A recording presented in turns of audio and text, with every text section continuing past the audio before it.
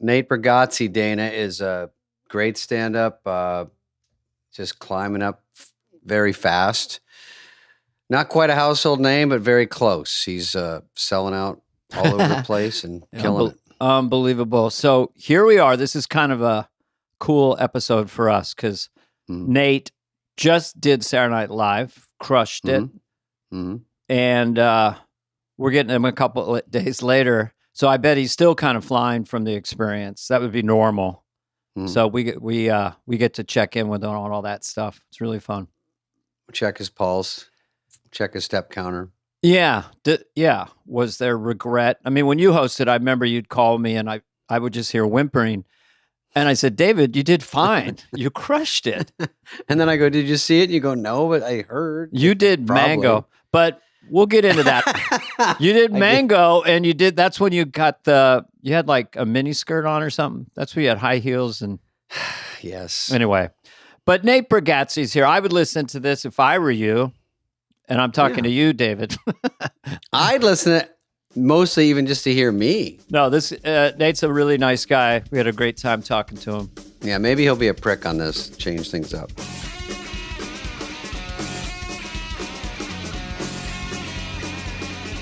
You know, Dana, I was gonna say, every time I do a corporate, I think I follow you. Big, when you do, because there's the amount of people doing corporates. There's like 5 of us that are doing them.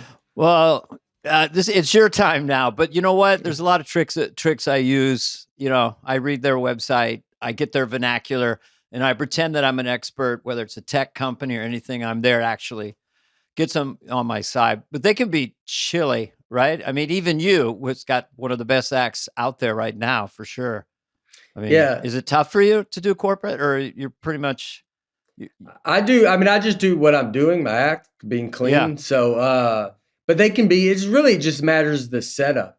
It's the setup, how you're introduced. And they're not as, when you get to a level where they can be, it's like the stage is nice and some places they can be really good.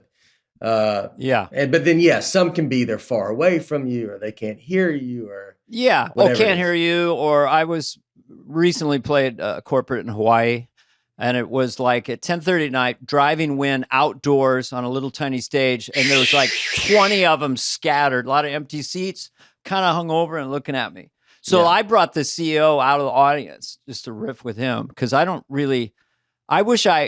I see someone like you or Jerry Seinfeld or David Spade, who has just this great material, I'm up there dancing for my money, I gotta do it, I just want to ask you this question because I was curious about that. So you've got your tour and all your stand-up dates. And so, you're home, you're resting. And then someone calls and says, there's this corporate date. And you're like, well, I just got off the road. I don't want to do it. And then they come back with more and more and more. And eventually it gets to a cartoon number where you feel like you have to go. Or is that, are you in the place where like, okay, I'm off. I don't care who calls. You would, I mean, I'm on the road, but it's like next year in the fall, I'm taking off next year. 24. Yeah. That's like a year from now. Yeah. The tour goes all the way to June or July. Yeah. I got to tape another special. And then I'll tape a special, then I'll be off from like next fall to whatever, May, some of 25 and then do another one. I looked at your site, I saw your dates and I was interesting that you, like Brian Regan before you're clean, really clean and hilarious. So you could do an afternoon show and you could do a second show. But what I was curious about is like your monologue on SNL, can that be in your next special, or is that in your mind you can't use it? No, I think I will. I mean, it's in my act now. With SNL thing, I mean, I got to go. I'm going to Peoria Wednesday and then Chicago. So and so I'll be doing it. I have other stuff surrounding that, so it'll be. I was worried about it. Like, all right, is it going to be burnt? Like, if it depends on how it does too. If it got so crazy, but I mean, I think people want to see that stuff live and it's all attached to a bigger chunk. So I kind of got over, at first I was worried about it. Then I kind of got over it. Just thinking like it was going to be burnt and be like, it's like doing a late night set where you're like, here's just a taste of what my hour is. I get people give me flack sometimes like, oh, that was all new stuff. I mean, I saw some of it on Ellen and I'm like, well, some of these bits are like fatter because you do a talk show, you're just coming up with it that week, you're just throwing something together and then you stumble into something you like and then you make it into a bigger chunk and it gets better and sharper. But most people don't mind hearing some stuff you've done before because that's part of the fun. And I think one problem with some comics is they go on and they go special tour, and the specials get a little softer because there's almost no way to grind it out that fast to make it that good. Like you're like, where's my whole bit? Where's my bit about this? Where's my tried and true killers? Do I have that on this hour? I feel that way sometimes. I'm like, fuck, I miss some of those ones that would just key rush, Yeah. It's like I think I do a special probably every 2 years, or I have been. This last one I had to build up really fast, and everything's been kind of going so fast. So it's been, but that's why I'm gonna take off next. I need to live as normal of a life as I can to come up with material. Like you just gotta. That's why you have so much material when you first start, because you're not as busy, so you're doing regular stuff, and then you get your bits. Yeah, and that's true. All your bits are about being on the road. That's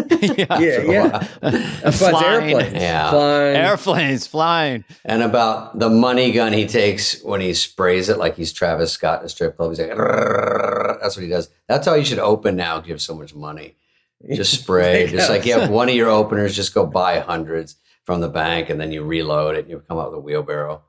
This what fit in our bus, so we got to get rid of some of it. Yeah, it's heavy. The money in your bus is making it so heavy you have to get rid of something. Well, yeah, I mean it's always a curiosity. I'm a celebrity net worth guy, so I'm always fascinated by people like you. For the first time, I mean, I saw 2017. You did a half-hour special. You're growing. You're doing these specials. You're getting bigger. So where are you now on the surreality of this coming off of SNL? It just seems like the last 5 years was the big, you're famous, you're doing great, but then it just went whoosh, right? I mean, bigger rooms. When did it start? When did you want me to play what? And how many seats? It was after the stand-ups, the half hour on Netflix. That was like when I started like clubs and people were kind of coming out and I knew they knew me. So, but I was like starting to sell out clubs and that was kind of moving forward. Then after the Tennessee Kid was we were kind of out of clubs, kind of moving to theaters and going in that direction. And then, when you're in a theater, you kind of know that everybody's there to see it because it's usually, I mean, it's more of a, it's not just people going to that club every week. Yeah. So it's like once the Tennessee Kid, like that happened, then The Greatest Average American, like COVID, that was during COVID. And so outdoors. I did the outdoor. Oh, I remember that one. I did the drive-in theaters and, and the outdoor one, I mean, that helped just putting a special out during that time, I think was a giant thing because so many people watched it. And started this podcast that I do. And so it's like I just kind of kept as busy as you could be under the circumstances. This is the most I ever worked was COVID. I go just only indoors.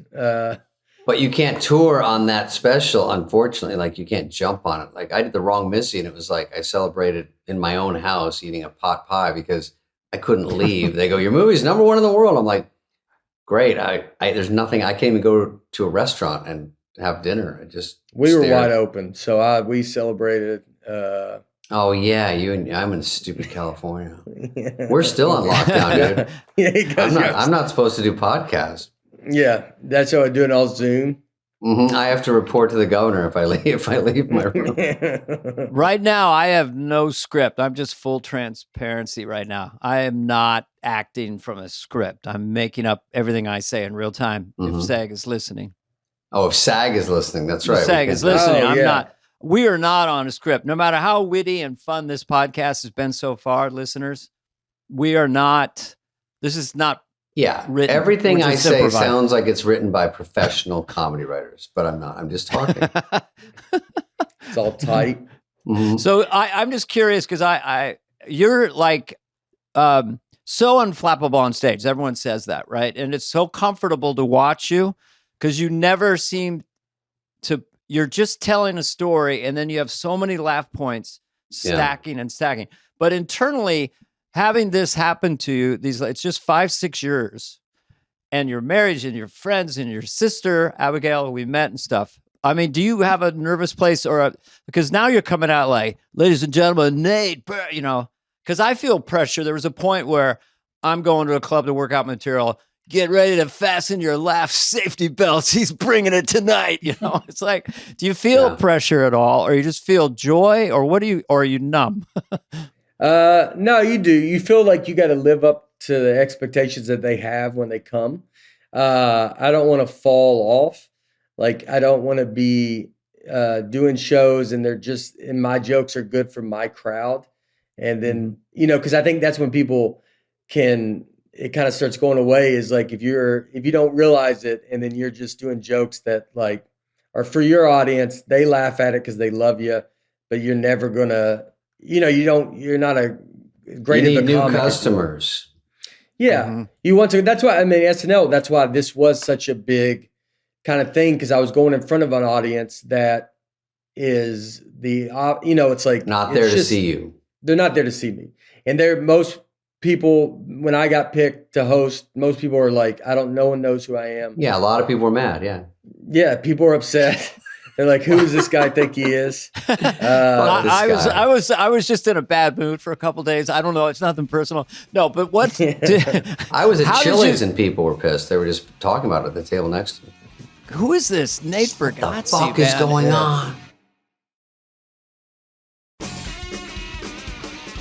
I just want to know about the phone call. Was it a slow build, or did it hit you like, really? I mean, I knew they came to a show in I knew I was like on the radar. Like, and my agents told me, and I mean, this was probably a few months ago. I would say it's this year. Cause it was, I would say it was this year. And so I knew it was like I was on the radar somewhat, maybe this summer actually.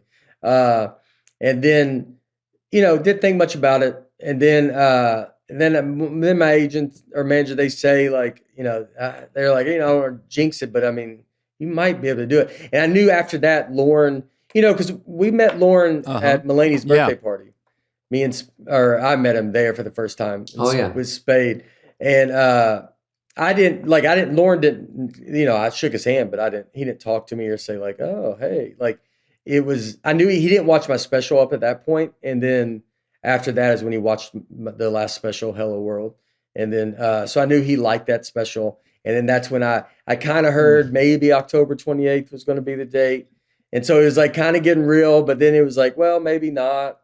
And so then it was like, it was just kind of one of those, you're like, maybe I'll do it. At dinner, Lauren pulled me aside and he goes, David, who's the guy eating the lasagna? And I go, oh, that's Nate. And he goes, the way he twists his fork, I bet he could host. I think he's got that certain something. That's Lauren. He's unflappable when you meet him, but he checks in with former cast members. I got the call. Do you think he has what it takes? I think so. I think it's a good move. I think it's a change up, a new host. I'll think about it. Were you scared about the sketches, or you weren't that worried about it? Yeah, no, I was. And they were, I mean, I hit you up. I was like trying to ask everybody. It's like, I didn't know the cue cards and, I mean, you realize like being on TV, I'm not on TV, it's like, I'm not on TV. I'm on, I do a special, and you got like where the light's on to be like, well, that camera's on, all this kind of stuff that, well, you control your whole special too. You get to pick and choose how it is, what do you look like, what you wear. Yeah. So it was, that kind of stuff. I mean, I was excited. I was very excited. The whole week I was very excited. I got very nervous during dress rehearsal. Not dress rehearsal, the run through on Saturday with no audience. That one I was like kind of, because I remember like looking. I mean, we did the Washington sketch when we ran it the first time. I mean, dude, I'm looking the opposite of every camera on the planet. I mean, I don't even know what lights are. You know, I don't know how to know which one's on. Yeah. And I mean, I'm just like following the wrong thing. Do you wear your wig in the daytime? I can't remember, Dana. You wear your shit they would in the they would daytime? at least put them halfway on, probably, Just to get a everyone feel was for in timing somewhat and of a stuff. costume. Yeah. During the afternoon, and you're It's a just fucking walking through pain in the sketches, and ass. it's getting real for the first time. That was I was so nervous then because you still don't have an audience, and you're just like, you're kind of in it. We're changing the blocking a little bit.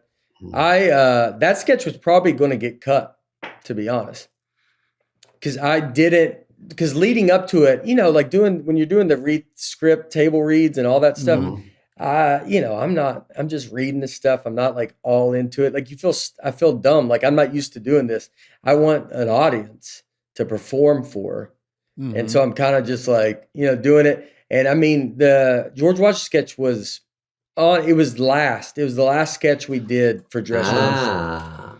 It was the last one. And we just figured it bit. But then once we did it live, I like got way into more my time. I was kind of rushed leading up to it with no audience. Cause there's no there's nothing to really, I'm so used to There's a couple crew laughs. Yeah. There's a couple crew laughs, and I'm used to doing stand-up. So I'm used to like killing. My timing is based off the laughs. Yeah. And so when there's not, when you're just in there with each other, I don't fake it great. And so everyone feels that way. I mean, you lose confidence, and then. But what happened in the practice show, the dress show?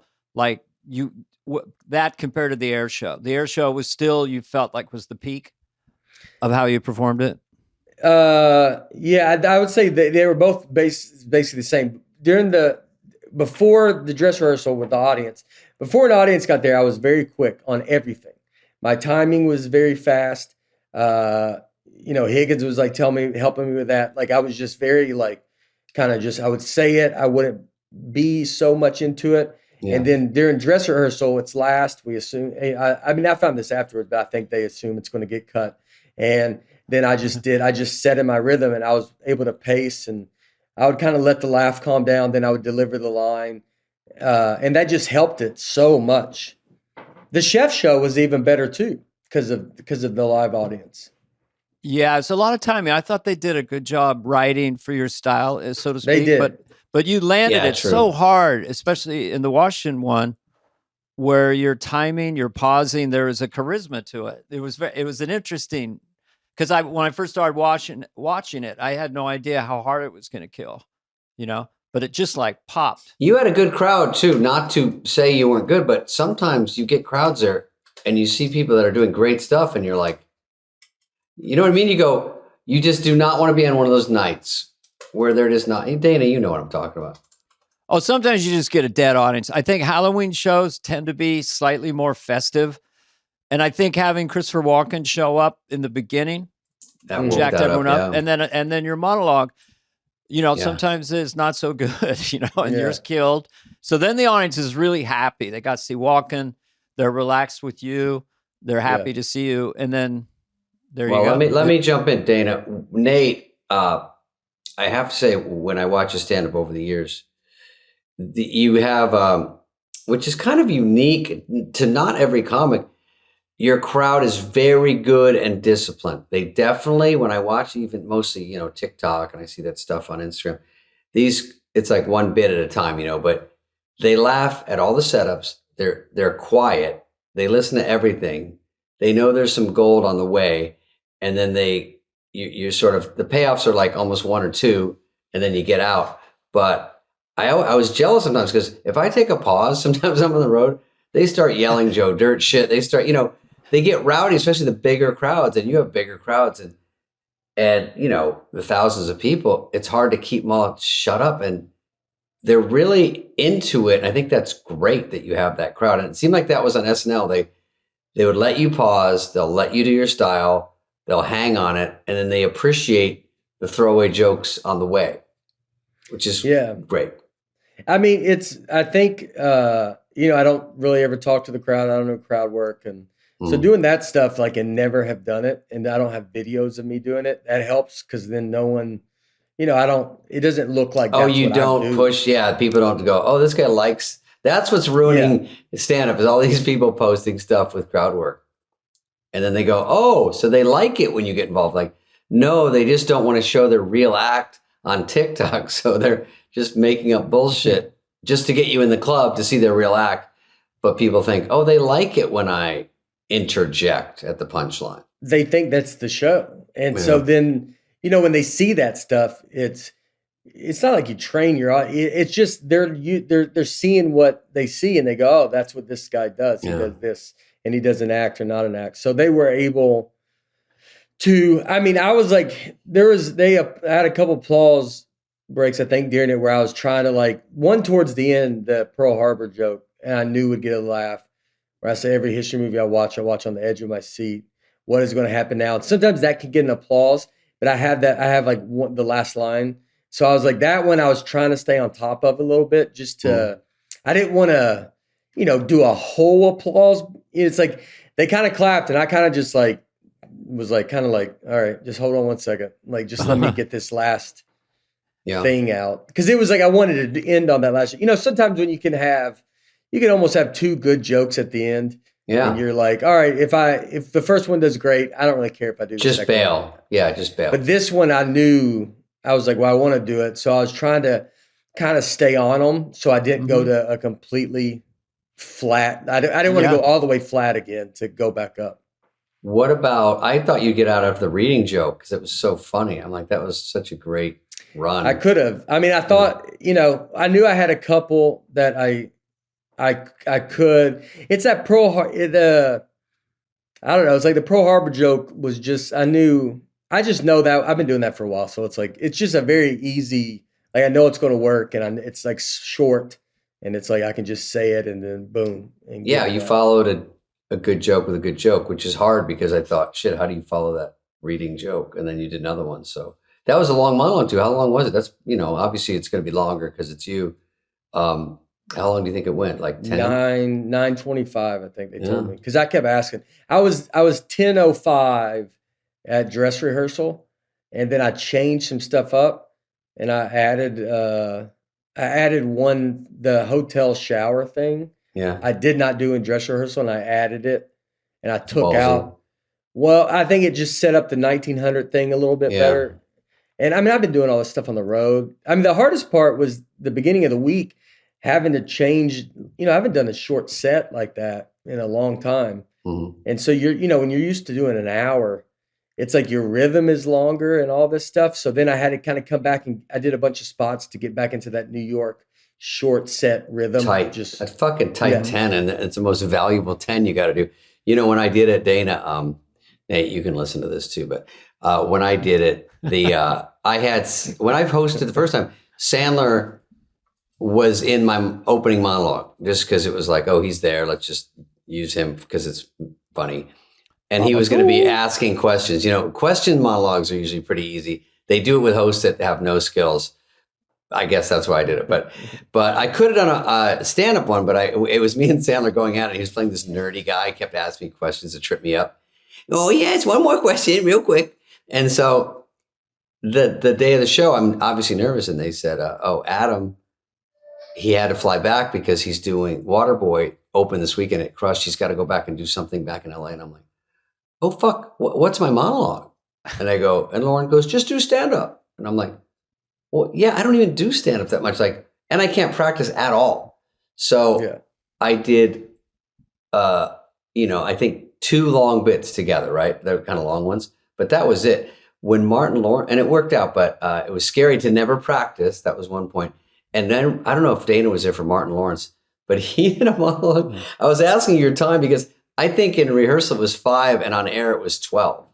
Oh, wow. And, shit's getting thrown out. They're like, you're walking the hallway and you hear Gap Girls is cut. And you're like, after the monologue? Because usually in the middle of the show, you're getting like 20 minutes to 1 and you're like, fuck, if this audience is this good, it's going to spread. And then we're not going to have time for a final sketch, and they'll get 86. But he went so long, we were all like, oh my God. I think it was Mark Lawrence, right? Yeah. And but that's fun. Anyway, you had a great monologue. I didn't mean to interrupt that. Great monologue, quick change. That Hallmark movie about killers, was that earlier in the show, later in the show? Because it was pretty early for a pre-tape. Yeah, it was. They moved it. Yeah, so like when I did it, because that's the thing, we were like 9 minutes over. He was saying, so like it's crazy. Like Lauren, you go up and like you're in there in the meetings, like on deciding the show, and the whole time I'm there, I'm like, I want to be like, hey, I've not done like if they look at me, I'm like, you're like you're scared to say something. You don't realize like you actually can say the Washington sketch. I think I said I liked it, and Lauren knew I liked it because it basically was all me. And I was like, I knew like, oh, I'll be able to get into this. But it was, you don't realize like how much you say you kind of do. I mean, obviously it's their decision, but so some of you are just sitting there and they go, and I was like, I'll cut some of my monologue. But he didn't want to. He was like, no, because he knew I was being introduced to so many people that it's like people are tuning in for that too. Yeah. Yeah. And so I was at 10 minutes there, and then I got it down to 9. It was 9:25 when we taped, which made me happy because I was afraid. I didn't want to like just blow up the whole show. I get off and someone's like, you did 16 minutes and then 5 sketches. There's no light, right? You don't get a light? Oh, there's nothing. It's just what does show. Your cue card look like when you're doing your monologue? I just had bullet points. No, you did have bullet points. I had bullet points. I just had like a set list, and I just wrote the set list, and just because it's like I'm doing like these jokes are in so many different places in my act. Right. Oh, you're jumping around. It's not normal. It's not. Yeah, it's not a normal way. So I had them. I just wrote out, but we changed. We had the thing listed, and then I rewrote a set list for the taping show. I was going to lose the Afrin joke, but then Lauren was like, "No, I like the Afrin joke." And then he goes, "I think you should do it." You go, "I'm going to lose it," and he goes, "Yeah, I'll put it back in." I'll do it. Yeah, I go, yeah, I'll do whatever you want me to do. Yeah. I see the cue card guy Wally is like drenched in sweat. He's got this 19-minute monologue. He did. Wally had to hold up 2 cards. Because it was 16, like I had like 16 lines, and I just didn't want to get lost up there. Was there anything more terrifying in stand-up than that stand-up, or was it like one of your big gigs at Bridgestone or something? Was there anything was that more casual? No, this one was the most, because I've done it now for 20 years, so like you're at least doing something the most. But it's like it's not, dude. Like, not to say, I just did some arena. Like, I just came off of, I went from Oklahoma City where the Thunder play, and I was in that arena Sunday to Saturday Night Live. So like, when you're in those big arenas, you're just murdering, and it's just like you're just in this big kind of like flowing and all this. So then when you go switch it to this, you're like, dude, am I bombing? Like you can't. Sometimes when I felt it. You got to talk to. You got to look. No at the one's going camera. to tell you. I'm your friend. I'm telling you. It's about 150. Is it 200 people in there? 200 people. Yeah. It's pretty microscopic when you walk in. Yeah, it doesn't feel like a big room. It would be a room that you'd be like completely fine with, except that it's you can see yourself on the monitor, and I'm just seeing that's gross. Well, I'm seeing Saturday Night Live, like the most famous backdrop ever behind me, and I'm standing there, and you're kind of like, you start to lose your place. Yeah, you're like, what is this, dude? Like, you don't want the band not to laugh at you. The band was laughing. That's good. How did you they're fixing your hair or whatever, and then you just come out when the music plays? It's Nate Bargatze. And then you're walking down to your spot. And then you got your first laugh, because that is sort of. It's just nerve-wracking. And I've been on the show for 7 years, but hosting it and them, and you get launched, it's just weird. You go, they tell you to hit the mark. He's like, make sure you hit the mark. They kept saying that. And you're like, usually it's like, here's the mark. It's like, fine. And they're like, make sure you hit this mark. It's not even that big a deal. And then he goes, you just say, thank you very much when the guy does he does like that behind the camera. and then you go, all right. And then they hand me the microphone, and then I start my set. And then, you're thinking about too, when I get done, when I get done, I got to be like, all right, I got to throw a shot. I've never done like we'll be right back. Stay tuned. You're used to taking 100 bows. Did you carry a mic, or was that a discussion? They handed it to me. I mean, but did you say I could do without a mic? You'd rather use me? No, I said I want a mic. And then for people who are listening, right, as soon as you finish the monologue, you can't celebrate the monologue work. You got to run. The show's launch. You have a team of maybe 2 or 3 people, someone dressing, makeup, hair. They're going to grab you. Wardrobe, and take you along, and they become kind of your confidants throughout the week. They're like on your team. They're giving you a quick feedback. That was great, but now let's go here. And I mean, it's like, Donna, like, and Jerry, and like that was the craziest thing, because you get off and they grab you and you're just running to just like go change. Yeah, it's almost like if you got done with a set on stage and then someone just threw you in a car alone and you drove away. And you're like, was it good? I don't know. You just have no idea. You got kidnapped and put in a gunny sack and thrown in a trunk. Like, you'd have no time to analyze it. Was your suit made of, were you wearing I saw what you were wearing. It was like a coat. Was it made anything Velcro there, or is it not on my monologue? Stuff? My monologue was not Velcro, but a lot of the other stuff was Velcro. Yeah. And so, but I mean, I got off and you go there and we did the chef show first. And so we changed into that. Was the Hallmark thing first? It wasn't first. No, I think it was after chef show. After chef show. Yeah. Because we had to get into Washington. Chef show? And that was, that's why they put Hallmark there, probably. So you'd have more time to go to Washington. That does buy time to get you in a wig or whatever. So in the chef show, your first sketch, you're feeling like 100% better, probably, once you got on there. I mean, the dress rehearsal is so nice, because once you do that, you're like, okay. And then it's very realistic. And they cut a few sketches that you were in. We don't know those yet, but so it's a little truncated as well. Yes. And you do it. And I felt good with Washington when I didn't realize how it goes, but when everybody was like, man, Washington got moved up a lot. So I don't understand it at the moment, but it's like, oh, so that did really good. They want to front load the better stuff. Yes. So you feel like, all right, I have some confidence now. I've done it. I've said these lines. I'm kind of getting the cue card thing a little bit, where you're like, all right, because you're not supposed to, I'm not trying to like just look like I'm like staring at it, like reading. Like walking. Because walking always does that, but it works for him. Unapologetically hilarious. Yes. The Washington was pretty clever, because I saw you some of the staging. You could see you got a card to your left and a card to your right and a center card, right? Yeah. And then you kind of pick your spot. So by the time you got on air, I thought it worked great. It was. I was borderline getting a little too arrogant, like switching cards, where I would be like in the middle of it.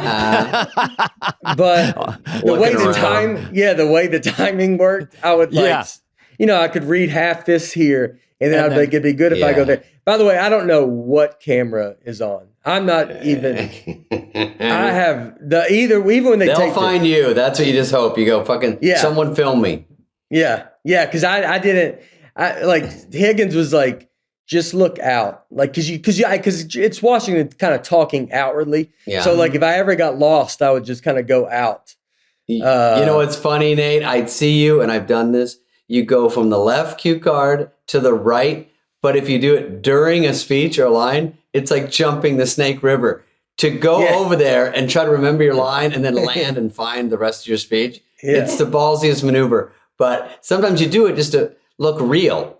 Yeah, like you're talking instead of just drill this one, drill that one. Everyone's like, all right. But that was a good, I like that bit, because they're sort of props for you. They have a few lines, but you're basically like getting the laughs. They stayed pretty wide. I don't think they had an ISO on you, like, neck up or anything. Yeah. So it stayed fairly wide. Yeah. That was what it worked out good. I think one of my timing, the timing on one of them worked out. And it worked out kind of just because I couldn't find the car. Like you get kind of, you're like, yeah, I mean, when you're switching the middle and you go over, crazy. it's such a big jump that you're like, you get over there and you're like, oh man, you're like, where am And I? are you black? Is the host always black, Dana? Yeah, I'm black. But you know what's fun? Yeah. I'm colorblind, so the black and green. So No, really? in a black and green one with one of them with Heidi that ended up getting cut. I kept reading her line during the and no one really, it's not like anybody's really telling me something. Like they're kind of nice to the host. You asshole, yeah. And I read it, 5 times in a row. And I was like, oh, it looked, and they just had to write Heidi next to it. Cause I was like, that for some reason, that black and green looked the same to me. Oh, yeah. Funny.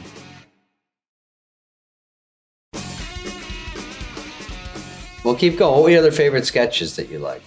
I thought, so we had one that got cut at the beginning that was, I like the chef show was fun because I got to just play, like that was like just me being me, which was nice. And that was an easy one for me to look at because the card's right over Punky.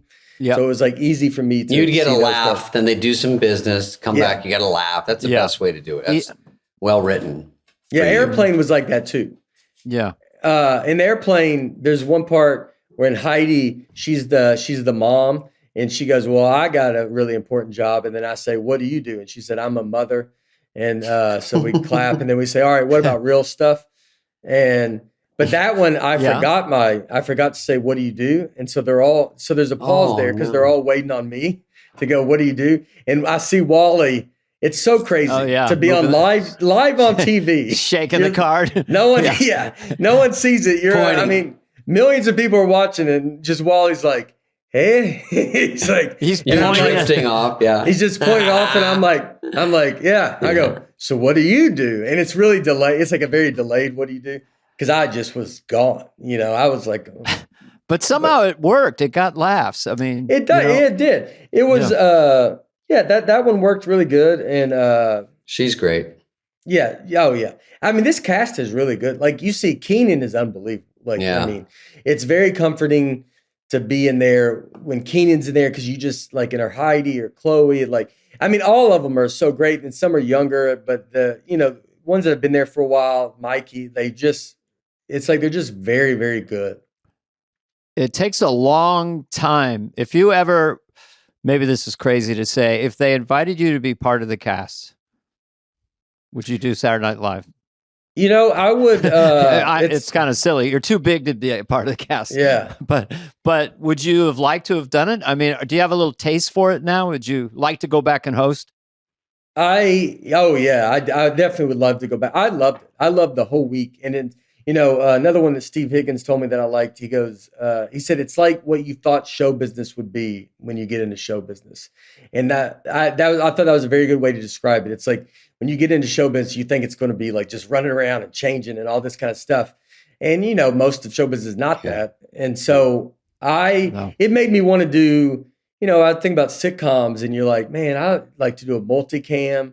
That live audience is so fun. Yeah. And that's what we do. I loved it. I wish I would have thought I could have done, not that I would have ever got it, but I don't know if I never even looked at SNL as an option of being auditioning, because it's like I was just doing stand-up and just doing this. Yeah, you barely do stand-up, so it's Yeah, but it's also you're saying new stuff. Like, how do you handle the redundancy of stand-up?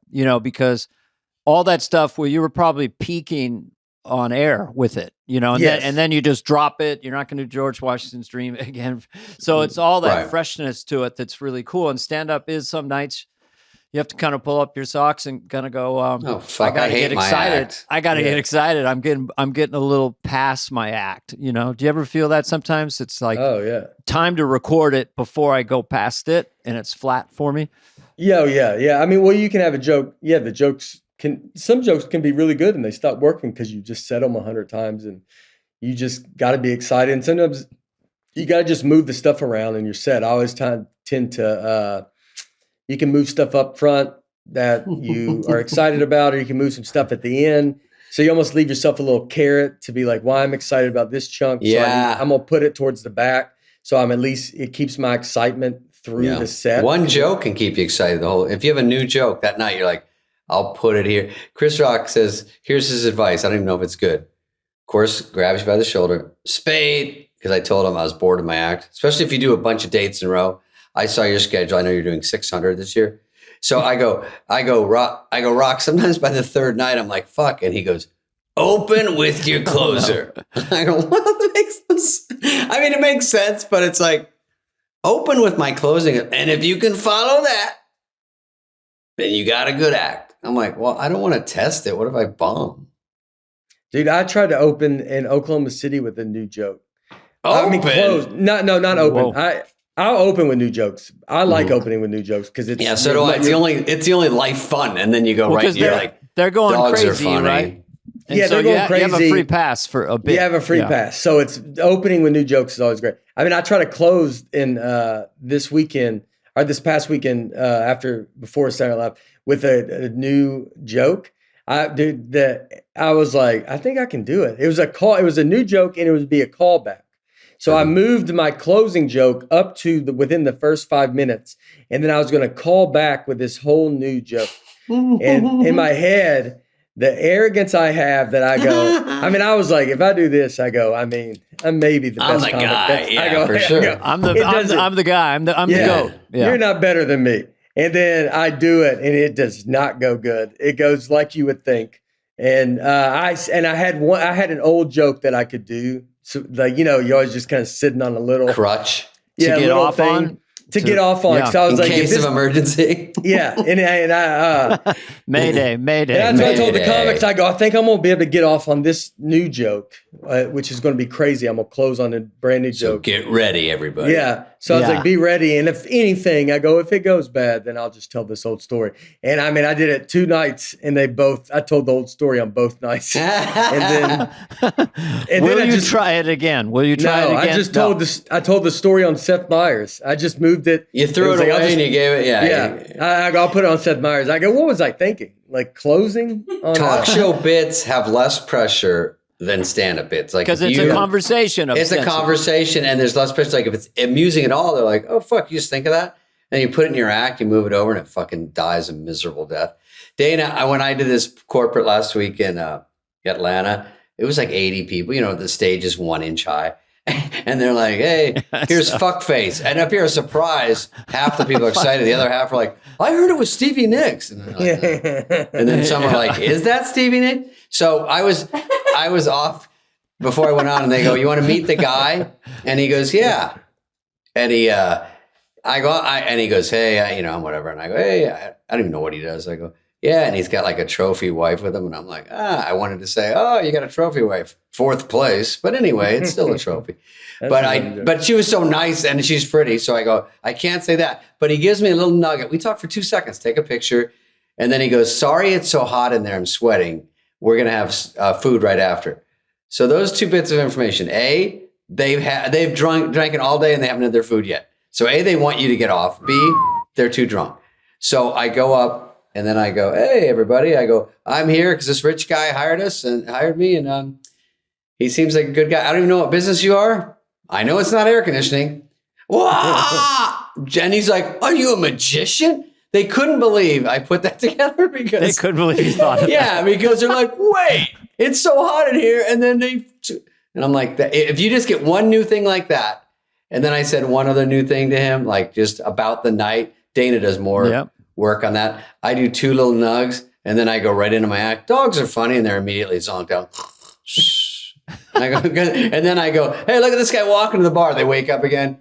Something new, something right now he's thinking of. And then I go back to my act and they go back to sleep. Oh. You know what I mean, though? If you say anything about the tent, about this guy's job, they're like, "Hey, this, the CEO has 3 balls and beats his wife." Say something, work it in, put it. Yeah. Well, they want you to, I always say I'm just doing my act. And if it's, I'll find out the company. And if like, there's, I can usually say like, "I don't know what y'all do." and that's enough to, if you have something that comes to your mind, you might say it. One thing. But that's like, your old joke about when in your HBO special with the bands, when the band comes out and goes, "What's up, Arizona?" You're like, "Oh, he knows us." And then, the Eagles. Yeah. On a dark Arizona highway. Everyone's like, "Oh my God." Yeah.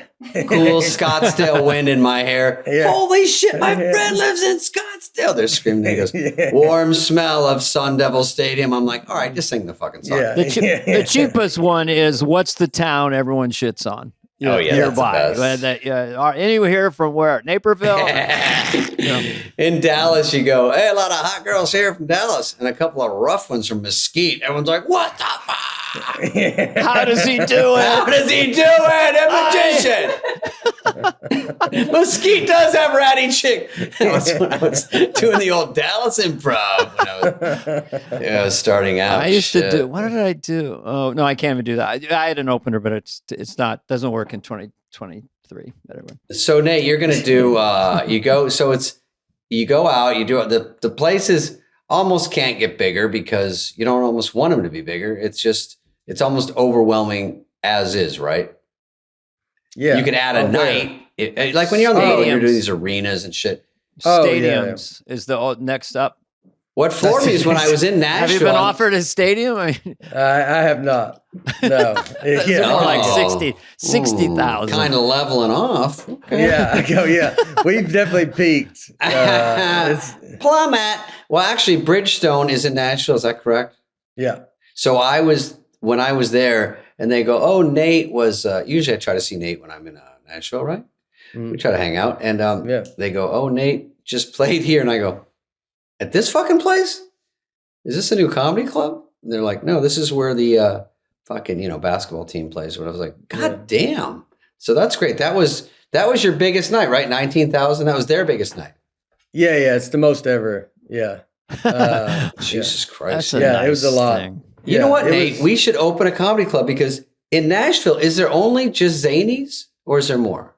No, it's just Zanies. But I mean, there's other rooms and stuff, but it's crazy. It's a huge place. I mean, Austin has a couple more. And when you get these big comedy towns, I think it's hard for comics. Like a lot of comics probably moved to Nashville. I think Theo's there, some others. But New York and LA, when I leave, I'm like, I can't go on enough. Like when I'm in LA, I can do the Comedy Store and the Improv a couple times a week if I got to practice. And how do you guys all go on at Zanies?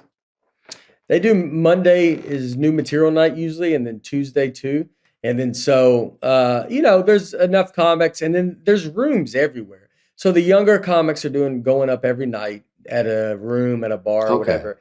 And then Zanies is kind of where we can pop in and it's a real comedy club. Yeah, it's a real comedy. Zanies is amazing. Yeah, Zanies is great. But the other ones are like, we have comedy night and bumper pool, and then they can do like, a quick. But I mean, night. Zanies, the new material night, I mean, those nights are selling out. Like, I mean, it'd be 300 people in there on a Monday. Oh, I'm sure it's pretty much the only game in town. That place blows Do people up. do new material? Because we used to have that back in San Francisco in the day, new material night. And the guy had a horn who knew everybody's act. So if he'd heard it before, he'd beep the horn. Do people really honor that? Or are they kind of, hey, that's not new. What's he doing? Yeah. Wait, what'd you say? They beep a horn if you did it. They beep a horn if you do an old joke. If they think you're doing old material to kill. Oh, wow. You're not doing new material. Yeah. And the guy would beep the horn, and then you That's so funny.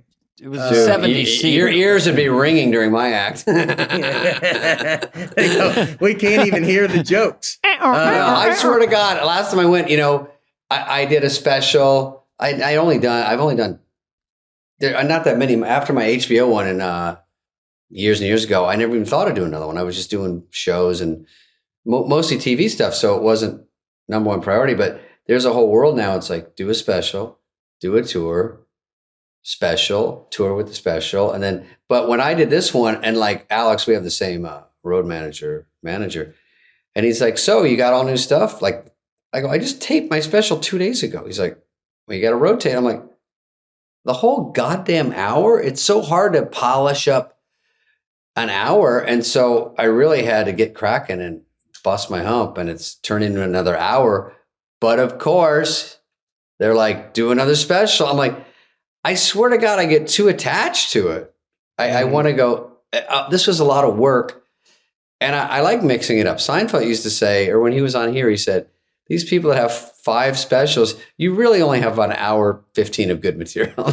He said the rest of it's that you'll ever write in your whole life. Falls through the cracks, and it gets a few laughs and it goes away. But the hardcore shit, he's a big proponent of do the same stuff and just rotate it around.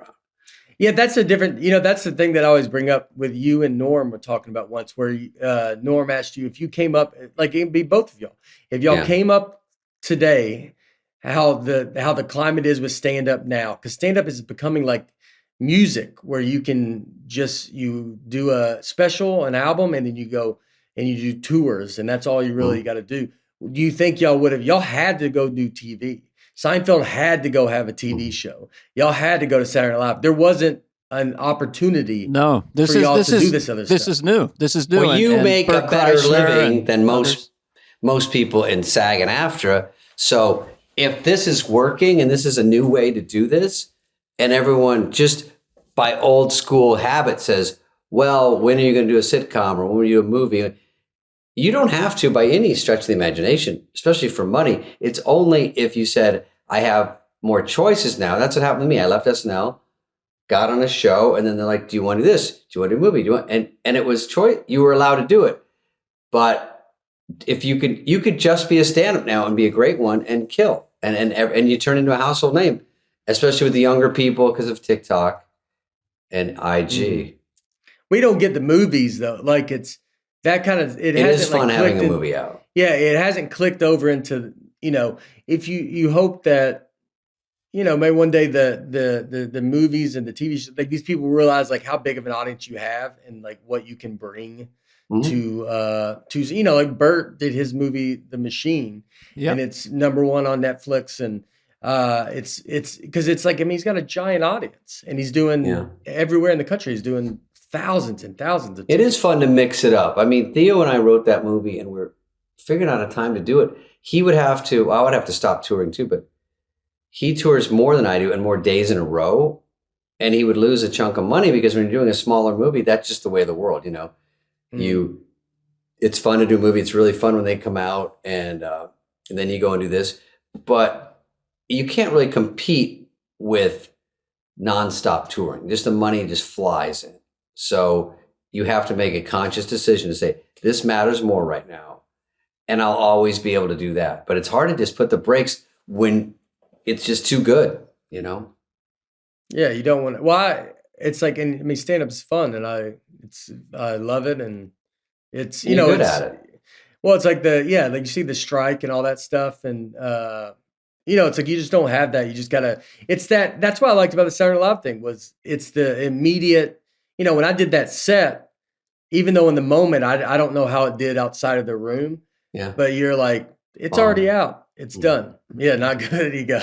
But it's already it's done. It's out. And it's like fun to be like, oh, all right. Well, anything immediate is fun. SNL, I did miss that. Like you do it and then we go film a movie and it takes forever to film and doesn't come out for a year. And you're like, I have this movie, it's pretty funny. And by the time it comes out, you're like, oh fuck, that was a year ago. And that's not as immediate. And you're in a theater trying to get that, oh, is it working kind of thing. You get to see people laugh. But when you're shooting it, no one's allowed to laugh. I shot something today for something and the crew was told not to laugh. And I'm like, is this not working? They're like, oh, they're not allowed. I'm like, it's just so weird. You want that. And you get it every night and you're a really good comedian. And I love going on the road. I love doing a theater. I'm on tour right now. And when it works, you do get a buzz for a while afterwards. It's just fun if you're good. You go, I feel like I just did something. Yeah. That's hard to do. Yeah. SNL is just based on procrastination and ADD, I think. And both that I have a good measure of. So I didn't realize till I left, like what a perfect thing for me because I get bored very easily. Yeah, movies are tough that way. The only thing about stand-up long-term is the travel. Starts to get hurt, a little. That's the only thing. SNL, when you're on SNL as a cast member, you're stationary. Yeah. That could be something that I look forward to. If I was able to shoot something here in Nashville where I can be home and then I don't go on the road. That would be nice. But yeah, the tour, driving around and traveling, all that. And we have a tour bus now, so that stuff helps. That your stuff is kind of on a bus, and you're not in and out of hotels. And so you finish the gig and jump on the bus like a band and drive all night. Yep. Or if it's across country, you can rent the space shuttle because you have so much money and your money gun. Get the Concorde. Whatever that old. I took the Concorde to Wendy's one day. That's how rich I was. No, I took it to Europe. Remember the Concorde? That was cool. I took it to London to promote Wayne's World. I took it to London to fucking do Tommy Boy, and we you could walk up and talk to the pilots. There was no cockpit door. There were just 3 pilots. Well, it was like Coach. It was small. Yeah, and then we just keep it our own things up here, And they're just 3 Brits. We only crashed some of the time. That's why they had to get rid of it. They crashed, and they were like, "I'm like, one crash. Who cares?" Well, they actually continued after that debris hit the engine. I don't like to fly, Nate. I always say to someone, if you're getting a private jet, make sure it's a really good one. Never be on a budget when you're vertical. Ever. Yeah. Because you can't afford the good one. Just go regular. Go Southwest. When we went to that premiere in England where no one knew who the fuck we were, me and Farley thought we were famous. No reason we thought we were. We just thought we were because we had a movie coming out. It wasn't even out yet. We thought we were the Beatles or 2 of them.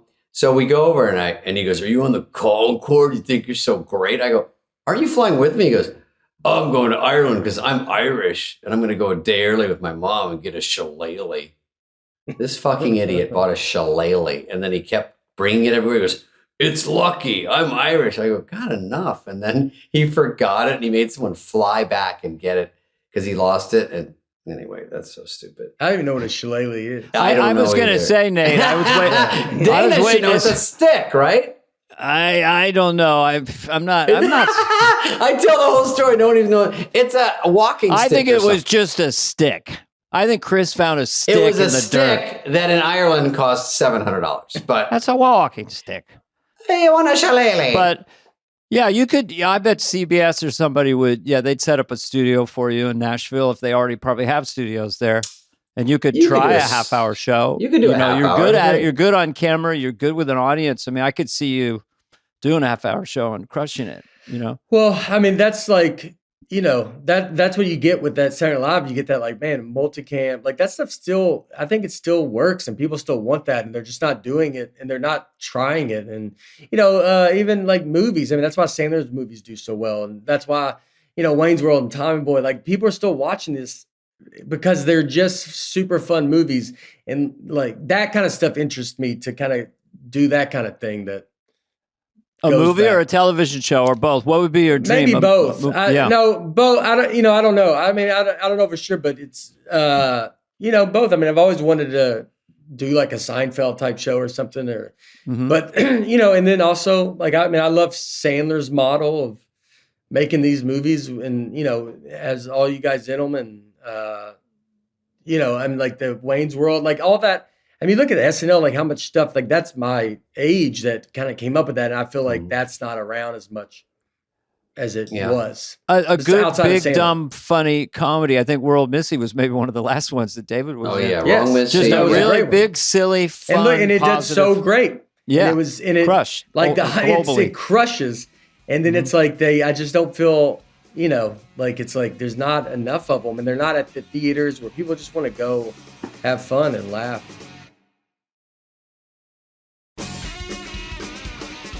That's the luckiness of you having a lot of attention right now and being good is that you can maybe get a movie. It's very hard. And people think it's so easy. But to get a movie made, to get on a sitcom, and then it's like a piece of a puzzle that's kind of just fun to have.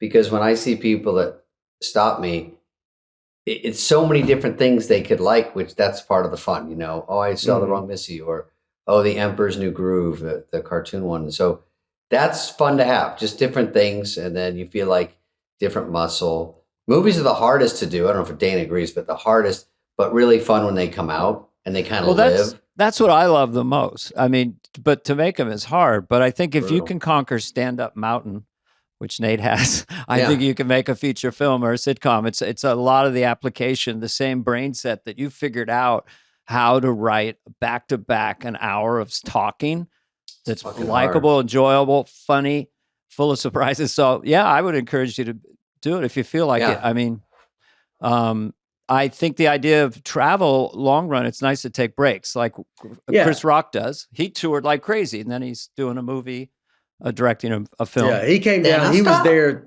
He was there. Him and Mulaney came Saturday. Oh, they too, came down. which was very nice. Yeah, and It's almost more scary that they're there. yeah, well, yeah, they came before. Yeah, I was like, did they come show me at? No, they came before, and then I was like, are y'all staying for the show? And they're like, yeah. And I thought like they were just like, all right, man, like like a buddy stopping in, have a good show. I'm Yeah, not before gonna, you do a stand-up. yeah. I And like, think, you know what's funny is at 30 Rock, I've been going in that building for 15 years without really realizing it. I was like Conan, Fallon, All right. Seth Meyers. Yeah. I mean, it's really all I've gone to is 30 Rock. And then, then meeting you guys so much. And like, it was like, I was like doing SNL, you're like Rock and Mulaney and like Pete. You're like all these people I've been around. You're like, oh, it's all been NBC and 30 Rock. And you're so close to that build. You're so close to that stage because I think Conan's used to be one down and Seth, Jimmy's like two down. But Oh, they're yes. just, you go up these staircase, you go up the fire thing, and then you're at a different studio, and it's huge. And you're like, holy fuck, this is all here? all right there. Yeah. And that my Yeah. whole TV career has been just within those floors. And I did Seth Meyers. Yeah, I did I saw. Seth. That was crazy because you just are like, we shot the sketch where I like break stuff. We shot that promo. And I mean, then within 5 minutes, I'm just on Seth Meyers. They're like, go up to Seth. Yeah, it's a great little clubhouse. Just go up, Yeah. go up a flight of stairs, go on another network, another show. Yeah. Well, Dana, we've Nate seems burned out. He did SNL all week. He's No. being a great sport to come on. He's seeing his Yeah, Zoom. thank you, Nate. He jams all Good to his have you. accolades crammed together in the Zoom behind him. I think that's nice. I 'cause gotta it's have an blank. SNL one. Yeah. Oh, you got to jam an SNL. You wore your SNL I sweatshirt. got my sweatshirt. So Yeah, the only guy. Well, that took Tracy the merch Morgan, home. whenever I run into him, he goes, "How you doing, alum?" So now we Yeah. can do that. Yeah, with we're you, all Nate. alums now. yeah, that You- feel you- it's a true dude. I mean, it was awesome. It was crazy. And it's something I honestly thought something that I never really I never even like let myself even think. You don't want to get fake turned down from something that you think you might get. So you're just kind of like, I'm not going to get that. That's and great. So You it got was it. wild. Well, Yeah. you're part You- of the culture in a different way now because of this. Yeah. And also, I read a review about the George Washington Dream and that it's an iconic sketch in many Oh, ways. that's- yeah. And the ending was very cool and different with Keenan. It had a high quality piece of writing and performance. That Yeah, they sketch. So- wrote. I mean, a lot of people think I had some dude. They wrote from me, and they did just It's a great such job. a gift. Yeah, Isn't it crazy? They people understood write for your you? rhythm and your timing is really they really did. important, and they wrote to you, and so congratulations. It doesn't always go this good. Yeah. Yeah. Well, thank you guys very Yeah. much. All right, bud. Our Appreciate you pleasure. taking time. I'll see you soon, and Yeah. we'll talk later, buddy. All right, buddy. This has been a podcast presentation of Cadence 13. Please listen, then rate, review, and follow all episodes. Available now for free wherever you get your podcast. No joke, folks. Fly on the Wall has been a presentation of Cadence 13, executive produced by Dana Carvey and David Spade, Chris Corcoran of Cadence 13, and Charlie Finan of Brillstein Entertainment. The show's lead producer is Greg Holtzman with production and engineering support from Serena Regan and Chris Basil of Cadence 13.